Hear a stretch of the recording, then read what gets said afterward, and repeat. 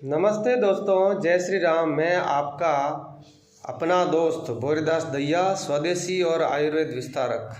दोस्तों, आज मैं फिर से ले आया हूँ आपके लिए स्वास्थ्य की एक ऐसी महत्वपूर्ण बात जिसको ध्यान में रखने से हमारा स्वास्थ्य जिंदगी भर के लिए बढ़िया रह सकता है।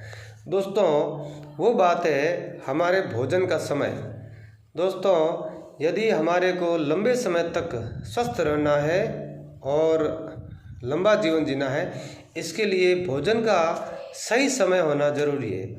दोस्तों, भोजन के लिए सबसे महत्वपूर्ण समय है सुबह का 7 बजे से लेकर के 9 बजे तक का समय। दोस्तों, यदि सुबह 7 बजे से लेकर के 9 बजे तक का जो समय है, इस समय में हम भरपेट भोजन कर लेते हैं तो पूरा दिन भर हम स्वस्थ रहेंगे, हमारे को शरीर संबंधी और कोई समस्या नहीं होगी और हमारा शरीर मजबूत बनेगा। फिर दोस्तों, यदि भोजन का ये समय मान लो चूक जाता है, क्योंकि आजकल की भागदौड़ की ज़िंदगी है, इसलिए सही समय में भोजन नहीं हो पाता, तो दोस्तों दूसरा महत्वपूर्ण समय है सुबह 9 बजे से लेकर के 11 बजे तक का। दोस्तों, 9 से लेकर के 11 बजे तक का समय है, ये भी भोजन के लिए दूसरा सबसे महत्वपूर्ण समय है। इस समय हमारे को दिन का भोजन भरपेट कर लेना चाहिए। नाश्ता भोजन साथ में ही कर लो, क्योंकि यह सुबह 7 से लेकर 9 बजे तक का समय और 9 से लेकर के 11 बजे तक का समय, ये 2 प्रकार के समय हमारे भोजन के लिए सबसे महत्वपूर्ण है।